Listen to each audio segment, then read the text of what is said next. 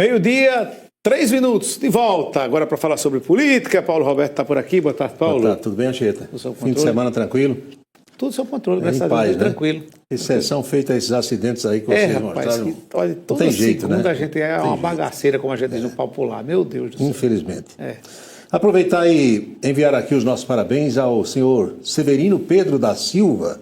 Falando assim, doutor Severino Pedro da Silva, lá de Alagoa Nova, ninguém vai saber quem é. Mas se eu disser que é o professor Uba, todo mundo vai saber. Sabe. A turma ali olha só, do controle, toda ela rindo. O professor Uba completou novidade e a gente envia daqui os parabéns.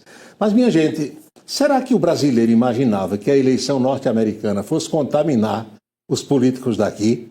Não é a primeira vez, é verdade. Só que dessa vez está, digamos, contaminando as duas principais lideranças políticas da atualidade, que são o presidente Lula e o ex-presidente Jair Bolsonaro.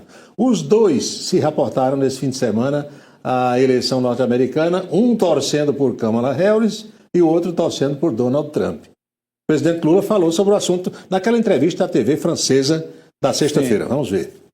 Ela é o espelho fiel de um sistema político que permite os contrários, permite os antagônicos, permite a disputa civilizada entre a humanidade na discussão de ideias, sem violência.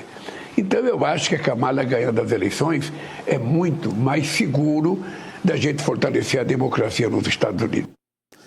Ele acha que a Kamala ganhando as eleições, como ele disse aí, vai ser melhor para o mundo. Só uma ressalva que eu vou fazer, porque a gente aqui grava as coisas, mentaliza e os neurônios ainda estão funcionando.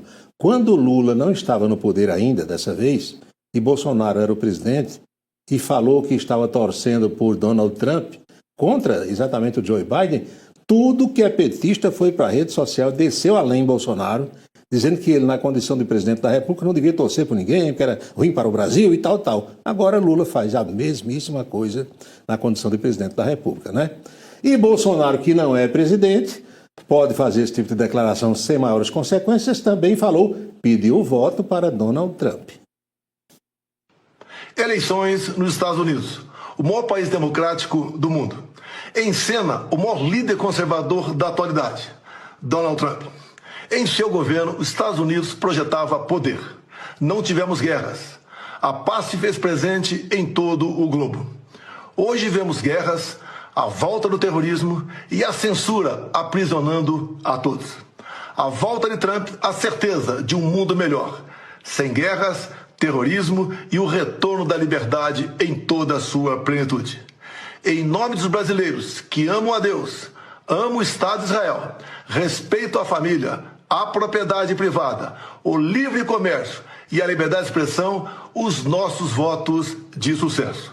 Jair Bolsonaro, ex-presidente da República, inelegível, sem ter cometido um crime sequer. Estamos juntos. O boné de Trump. Errou Lula, errou Bolsonaro lá atrás, quando era presidente, e erra Lula agora. Agora, quem não é presidente pode, porque é o seguinte, o sujeito é presidente de qualquer país, aí ele declara publicamente que está torcendo por um, aí o outro ganha. Então a relação não fica legal, né, entre os dois países. Embora tenha que ficar, diplomaticamente falando, mas fica uma arestazinha, fica resquício, né? Assim, muito embora Lula tenha dito que, independente de quem quer que seja, sempre tem que ter o diálogo. Mas na hora que ele diz isso para a TV francesa e repercute no mundo todo, eu acho que a Kamala ganhando vai ser melhor. Aí digamos que Trump ganha, aí vai ser pior agora. Aliás, a eleição de lá é empatadíssima, né? Muito disputada. Aliás, o que tem... Tida como uma das mais disputadas da história, né? O que tem de jornalista brasileiro lá, fazendo campanha para um candidato e para o outro, não está no gibi. Eu acho que... O pessoal vai trabalhar, acaba se contaminando também, fazendo campanha. Enquanto encontra os brasileiros, vote em fulana, vote em fulano, né? Tem essas coisas. E o que é que o presidente da República, Lula da Silva, está fazendo nesta segunda-feira? Vamos ver a agenda oficial. Reunião no Palácio do Planalto ainda não terminou, começou por volta de 9 horas, ministros e mais ministros, porque a questão econômica está aí na pauta do dia, latente. O dólar bateu 5,80, é o segundo maior valor da história, tem repercussões no mercado financeiro e o negócio é sério. 2h40, doutor Marcos Rogério vai ser recebido pelo presidente Lula. Depois, o senador Otto Alencar, da Bahia para o mundo, é o líder do governo no Senado, e os compromissos serão encerrados com Otto Alencar de novo. É isso? Acho que tá repetido aqui. Depois dá uma olhada direita aí, Daiane, porque repetido aqui. é um outro compromisso que Lula tem, mas a gente mostra no final da coluna, fazendo a devida correção. Pois bem, e o ministro Haddad, por conta desse quiprocó todo da questão econômica, desistiu a pedido do presidente Lula de viajar para a Europa. Haddad viajaria hoje, logo cedo, faria um giro por Espanha, Alemanha, Itália, tentando convencer empresários a investir aqui no Brasil. Cancelou a viagem. A repercussão está na mídia nacional. No dia de hoje, Haddad cancela a viagem à Europa após pedido de Lula e disparada do dólar. Está vendo aí? Qualquer coisa, meu amigo, que é dita por uma autoridade, repercute, não tem jeito. Por mais que você queira que não repercuta, não tem jeito. A última vez que o vice-governador paraibano Lucas Ribeiro assumiu o governo interinamente foi no mês de fevereiro, quando daquela viagem à Europa do governador João Azevedo. João anunciou nesse fim de semana que vai tirar uma licença de 10 dias para dar uma respirada com a família, viajar com a esposa, com os filhos, os netos, e Lucas, naturalmente, vai assumir. Ele deve anunciar ainda hoje qual é a data. João vai tirar férias e o vice-governador Lucas Ribeiro assumirá o governo paraibano. Sim. Tirar férias nessa época acho que é a melhor época mesmo, porque final de ano, início de ano, tem muito movimento. Tumulto, né? Os aeroportos já estão lotados nessa altura. Mas naturalmente que uma viagem dessa é planejada, a pessoa compra a passagem com antecedência, né? Hein, doutor Gildo Lima do Nascimento? Doutor Gildo vai fazer uma viagem na próxima sexta-feira, viu? Né? Esse que vai visitar Roma. Será que ele vai levar um presentinho? E indo a Roma e não ver o Papa é mesmo que não ter ido, né? Já entreguei para ele aquela empalhadazinha, porque o Papa Francisco também gosta, né? Sem exagero, naturalmente, como diz o José Cláudio, com absoluta responsabilidade. Minha gente, o universo político, o universo administrativo ficou de luto nesse fim de semana, nesse dia de finados, com a morte do doutor Edivan Pereira Leite.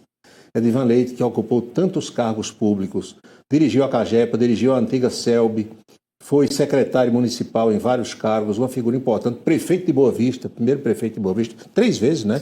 Sim. Prefeito de Boa Vista, aqui está o doutor Edivan, morre aos 86 anos, ex-prefeito de Boa Vista, ex-diretor-presidente da CAGEPA e da CELB, Edivan Pereira Leite. E o prefeito Bruno Cunha Lima decretou luta oficial de 3 dias na cidade. Aí, Bruno Cunha Lima decreta luta oficial de 3 dias pela morte de Edivan. Olha, Edivan era uma das figuras mais respeitadas da política paraibana. E ele pela teve seriedade. Realmente uma atuação, foi um líder importantíssimo, um né? homem sério, direito, honesto, trabalhador. Além de líder político, um técnico, porque ele passou competentíssimo, com competência por secretário de Serviços Urbanos aqui, né? Durante muito tempo, dirigiu a antiga CELB, dirigiu a CAGEPA no governo Cássio Cunha Lima. E Edivan Leite, vejam só, a exemplo do saudoso José Maranhão, me chamava de Paulinho. Uma das poucas pessoas que me tratam e me tratou dessa maneira. Tinha por ele um carinho muito especial. E você conhece as pessoas que gostam de você nos momentos de dificuldade, não é assim? Exatamente. No momento que você está com saúde, com dinheiro sobrando, todo mundo é amigo seu. Agora, na hora do aperto, aí você conhece os verdadeiros amigos. E eu conheci muito mais o doutor Edivan na hora de uma dificuldade grande de saúde que eu passei. Exatamente. É isso, fica o registro e a saudade de uma grande figura. Agenda corrigida, viu? Vamos ver agora de novo? Vamos lá, então. Aqui, não escorrega não. Então, senador Otto Alencar é o segundo despacho da tarde e o terceiro é Rui Costa, ministro-chefe da Casa Civil da Presidência da República. Baiano também, né? Bahia, foi governador da Bahia, né? Pois bem, minha gente, a cidade de Monte Oreb foi surpreendida na última sexta-feira, dia 1º de novembro, com um semanário municipal trazendo uma demissão em massa de ocupantes de cargos comissionados, de prestadores de serviços, um rebu na cidade. Por quê? Porque o prefeito fez a campanha, ele tinha uma candidata, ele é MDB, tinha uma candidata, empregou esse povo todo, naturalmente que os nomeados votaram, elegeram a candidata dele, aí apurado o pleito, ele só deixou terminar o mês de outubro, exonerou todo mundo. Nossa. Botou para fora, está aqui. Essa foto foi da convenção. Após eleger a aliada, o prefeito demite os contratados e comissionados. O prefeito é esse, camisa branca aqui. O prefeito de Monte Oreb, Marcos Heron, determinou a exoneração coletiva de servidores contratados, aqueles contratados por excepcional interesse público, que são os prestadores de serviço, além dos ocupantes de cargos comissionados e de confiança da prefeitura. Que na maioria das vezes é quem mais trabalha na campanha. É verdade. É com medo de perder o emprego. Sem dúvida, que deram tudo, elegeram a prefeita e rua. Quando a gente era criança diziam isso, né? Na escola, lembra disso? Pois bem, vamos à nossa boca maldita de hoje. A boca maldita de hoje vem de Alexandre Garcia, conceituado jornalista brasileiro que dispensa maiores apresentações.